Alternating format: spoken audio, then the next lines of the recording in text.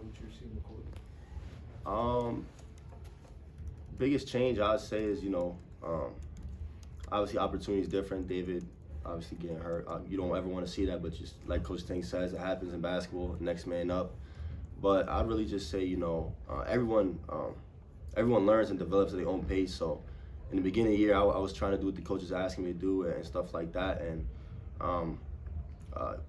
I guess now it's starting to click, and so now I'm starting to play a lot more because they see me doing a lot of stuff they want me to do.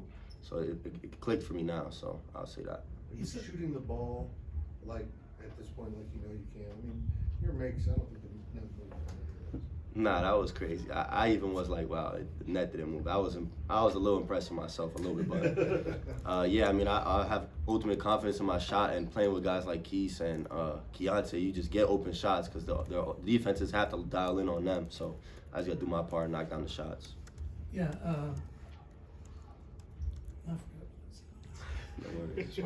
Two overtime games. What has been the message from the staff when you guys are going into the huddle from regulation to OT? It's to continue to keep going 1-0 every possession. The guys have ultimate confidence in each other and in the coaching staff. And, in moments like that, we practice. We practice in here, fight the ground, which is 5 minutes left in the game. And that's why I feel like we're able to pull out tough wins. So just, whatever we practice, we pretty much do in the game, and it's starting to pay off. So. How do you feel like the execution has been in the last 5 minutes of regulation? I feel like it's been good. We have a really good coaching staff who knows how to draw up X's and O's, and we do a good job of trusting in each other on the court. And, just whatever man is open or whatever man is hot, we try to get them the ball as much as possible. And in these last 2 games, it's just been shown. So. Marquise, is there a moment when you either look back at the stats or even during the games where you kind of think to yourself, like, man, I'm on fire right now? Or when you hear, that nobody else has done that in 2 game span except for Trae Young and John Moran, is there a moment where you're like, holy crap?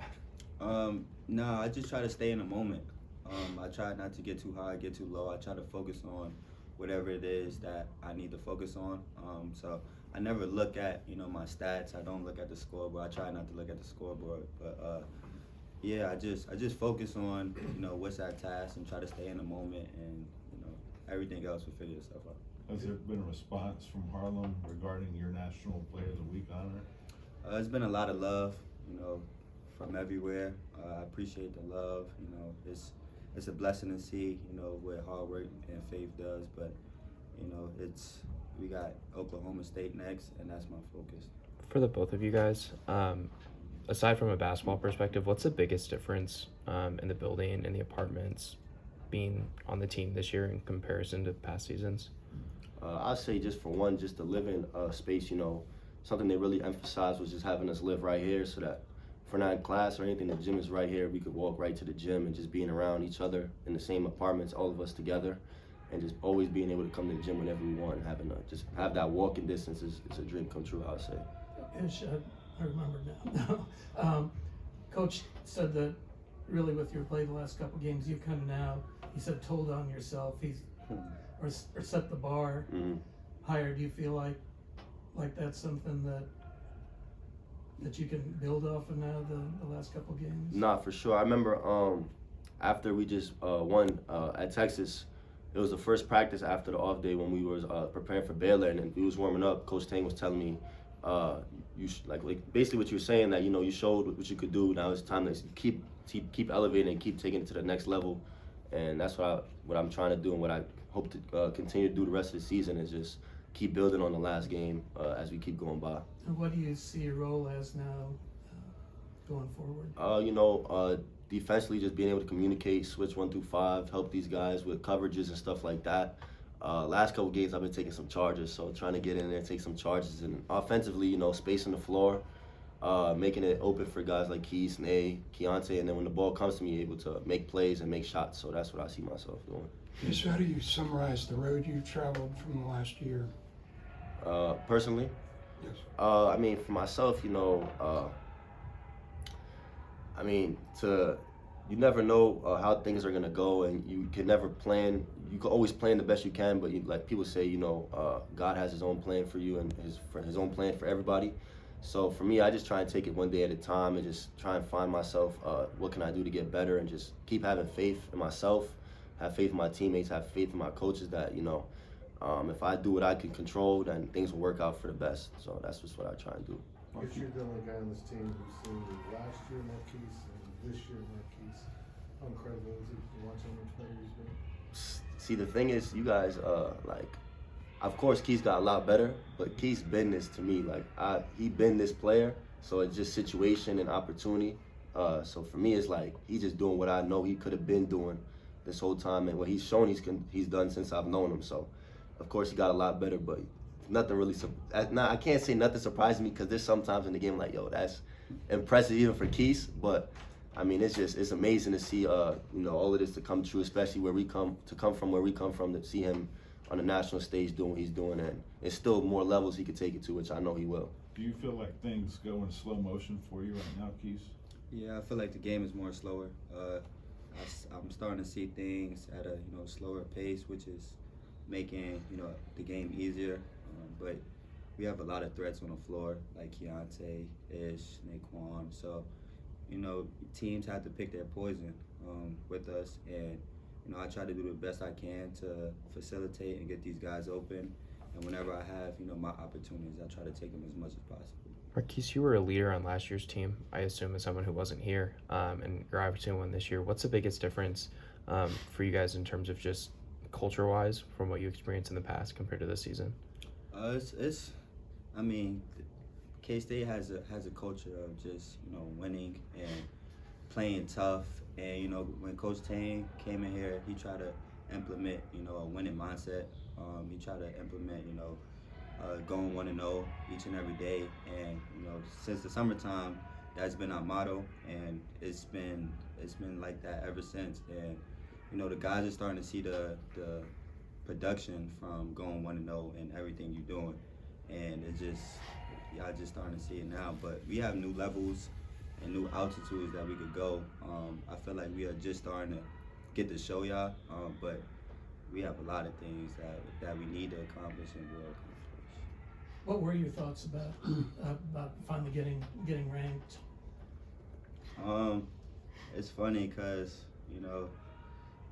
I don't think we had a good reaction, but it wasn't like we are done. Like, we wanted to keep going. We want this to keep going. Like, being ranked doesn't really do much, but do stuff for the fans. For us, it's about winning a Big 12 championship. It's about getting to the national tournament, the NCAA tournament, and it's about winning that. So being ranked is cool and everything, but we want to take this to new levels. Is it kind of a validation though of that what you guys are doing is going in the right direction? Yeah, definitely. What we're doing is definitely going in the right direction, but we're not satisfied. Marquise, what's the challenge of kind of avoiding a trap game here tomorrow? You get the ranking, and you guys are kind of done surprising people, right? Everybody knows that you guys are this good now, and it doesn't matter if you lose tomorrow, right? We know that now. Coach talked about it in film yesterday that we're gonna get teams, best shot, and we have that target on our back because we are not surprising anybody anymore. But yeah, if we continue to keep getting better and continue to keep focusing on the details and stuff, we should be fine.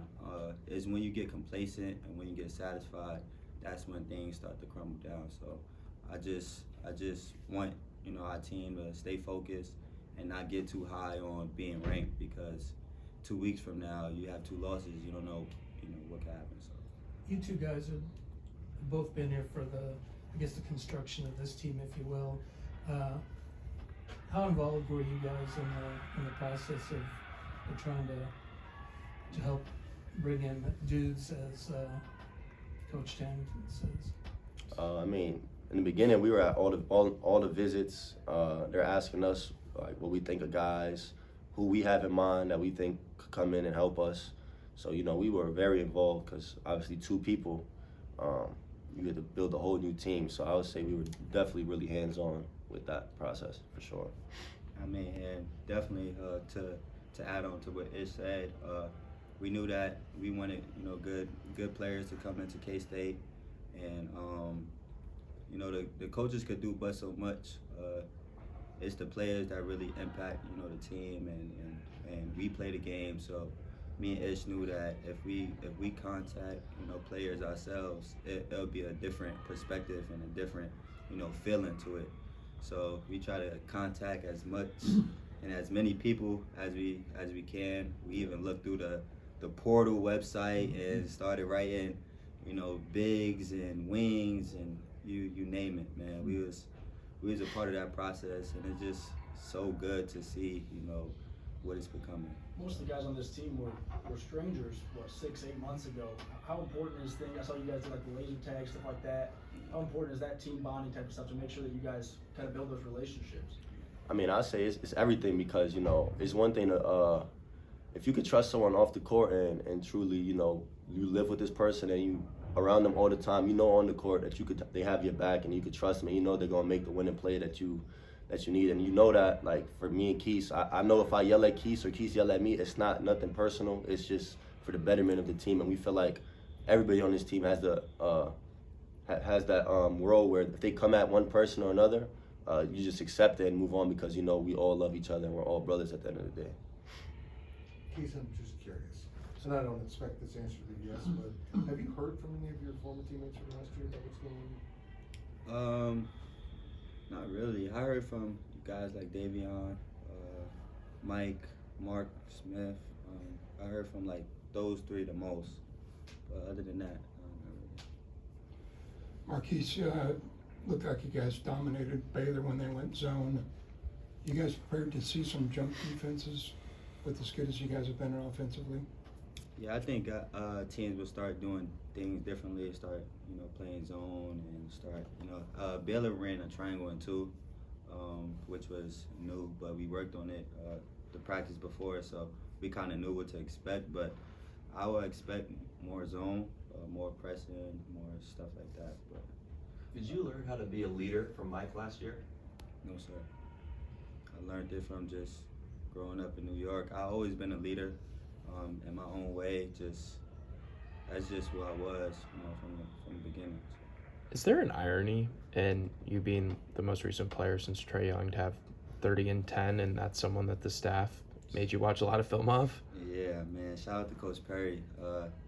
He's been big on my improvement. A lot of times we watch film together and we just talk, you know, the game of basketball. And to see that, you know, myself and Trae Young are the only two people to do the things that we've been doing is just a compliment to who he is as a coach.